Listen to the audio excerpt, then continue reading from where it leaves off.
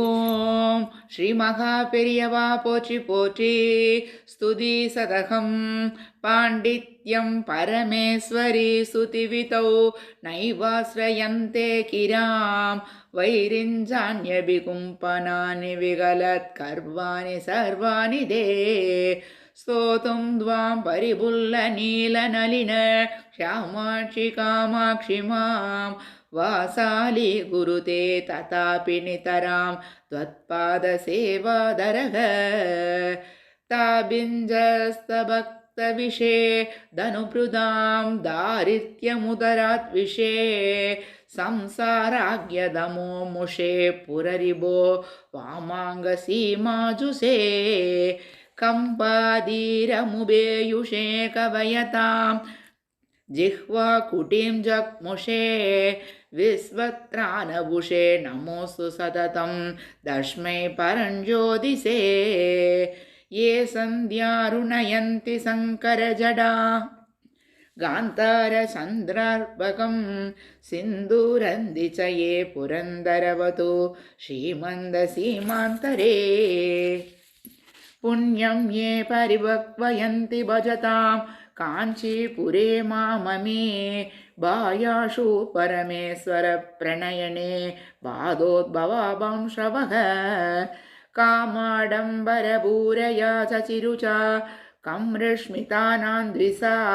कामारे अनुरागसिन्धुमधिकं कल्लोलितं दन्वती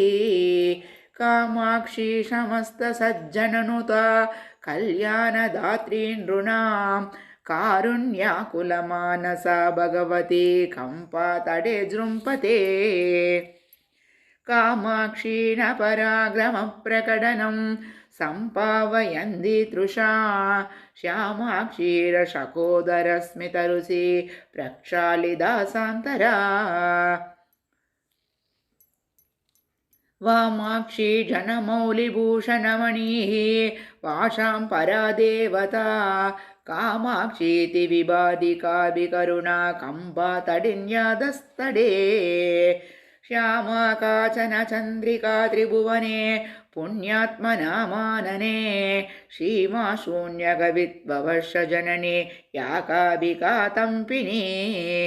मारारातिमनो विमोहनवितौ कासित्तमक्कन्तली कामाक्ष्या करुणा कडाक्षलहरी कामाय मे कल्पतां प्रौढत्वावान्दकदम्पके कुमुदिनी पुण्याङ्गुरं दर्शयन्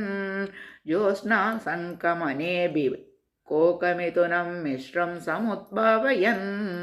कालिन्ती लहरीदसां प्रकटयन् कम्रां नभस्यत्पुतां कच्चिन्नेत्रमघोषवो विजयते काञ्चीपुरे शूलिनः तन्द्राहीनदमालनीलशूषमैः तारुण्यलीलागृहैः तारानादकिचोरलाञ्छितकचैः ताम्रारविन्देक्षणैः मादसंश्रयतां मनो मनसि च प्राकल्प्यनाडिन्तमैः कम्बाधीरचरैर्घनस्तनभरैः पुण्याङ्गुरैः साङ्करैः नित्यं निच्चलतामुपेत्य मरुतां रक्षाविधिं पुष्णति तेजसञ्चयपाडवेन किरणान् उष्णत्युतिर्मुष्णति काञ्चीमत्य कदापि दीप्तिजननी विस्मान्तरे जृम्पते काचिच्चित्रमघो संवृताभिदमशां निर्वाभिका दीपिका गान्तैः केसरुसांशयैः प्रमरितं बन्धस्मितैः पुष्पितं गान्त्या पल्लवितं तथैव पदयोः नेत्रद्विषाभद्रितं कम्बाधीरवनान्तरं विततति कल्याणजन्मस्थली काञ्चीमत्यमहामणिर्विजयते काचित्कृपाकन्तली राकाचन्द्रसमानकान्तिवदना नाकातिराजस्तुता मूकानामभिगुर्वती सुरधुनेनीकासवाक्वैभवं श्रीकाञ्चीनगरी विहाररसिका शोका वहन्त्री शतां एका पुण्यपरम्परा पशुपतेः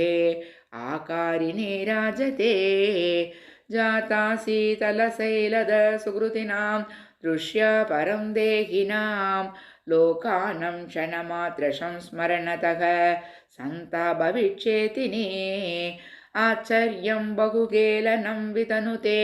नैच्छल्यमाभिप्रति कम्पायादडसीं निकाभिदडिनि कारुण्यभातो मयि ऐक्यं येन विरक्ष्यते हरदनौ तं भावपुंभावयोः रेखा यत्कसीम्नि चेकरदशां नैचागरीगागते औन्नत्यं परमेति येन शमगान् मेना सहस्रानुमान् कम्बाधीरविहारिणा ससरणाः देनैव दाम्ना वयम् आक्ष्णोच्चस्तनयो श्रिया श्रवणयोः बाह्वोश्च मूलं स्पृशन् उत्तं सेन मुखेन च प्रतिदिनं गृह्यन् वयोजन्मने माधुर्येण गिरां कथेन मृदुना हंसं कानाह्वे वयन् काञ्चीशीम्नि चकास्ति गोपिकविता सन्तानबीजाङ्कुरः कण्ठं चान्द्रमशं वदं शमनिशं काञ्चीपुरे केलनं कालायच्च विदस्करीं धनुऋषिं कर्णे जबेलोचने दारुण्योष्मनहं पचं सनभरं जङ्गास्पृशं कुन्दलं भाग्यं देशिकसञ्जितं मम गदा सम्पातयेदम्बिके धन्वानं निजकेलिसौदसरणिं नैसर्गिकीनां किरां केतारं कविमल्लसूक्तिलहरी सस्यश्रियां शाश्वतम् अंहो वञ्चनसुञ्चु किञ्चन भजे काञ्चीपुरीमण्डनं पर्यायच्च विभागचाशनमणेः बौष्पेशवं पौरुषम्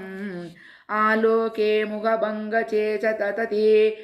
शौताकरीं चादुरीं सूडालङ्घ्रियमानभङ्गजवने वैरागमप्रक्रिया मुक्तस्मेरमुगी गणस्तनदडी मूर्छालमत्याञ्जिता काञ्ची श्रीमणिकामिनी विजयते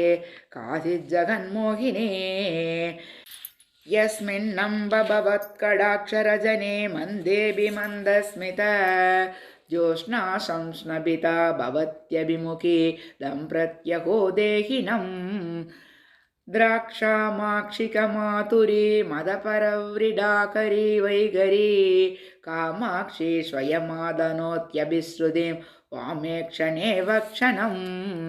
कालिन्दी जलकान्दय स्मितऋषि स्वर्वाहिनी बाधसी प्रौढत्वान्दरुषस्फुटादरमहो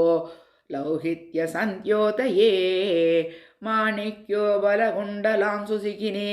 व्यामिश्रधूमश्रियः कल्याणैकभुवः कडाक्षुषमाः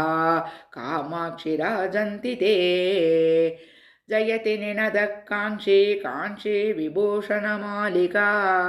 कचबरलसच्चन्द्रा चन्द्रावदं शशदधर्मिणी कविकुलकिरश्रावं श्रावं मिलत्पुलकाङ्कुरा विरसिद्धशिरः कम्बा कम्बादडे परिशोभिते सरसवचसां वीसी निशीभवन्मधुमादिरी परितभुवना कीर्तिर्मूर्तिर्मनोभवजित्वरी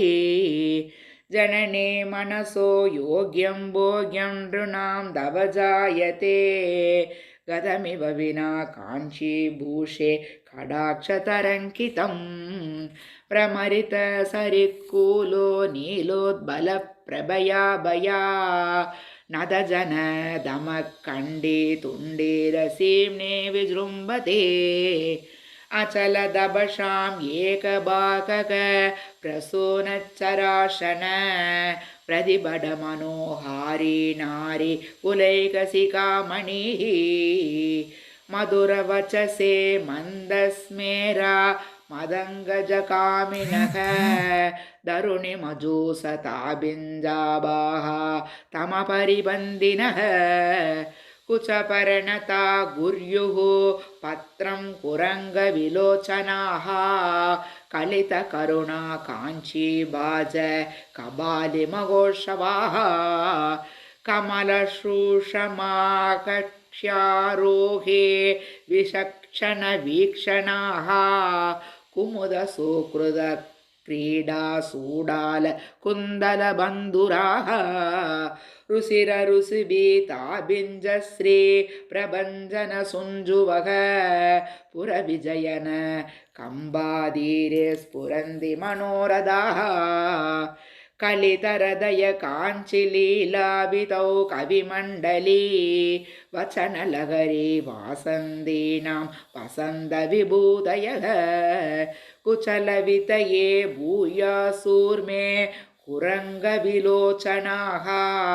कुसुमविसीकराकाराते यक्ष्णां कुतूहलविप्रमाः गवलितदमष्काण्डाः तुण्डीरमण्डलमण्डनाः सरसिजवने सन्तानानाम् अरुन्धदशेखराः नयनसरेणेहे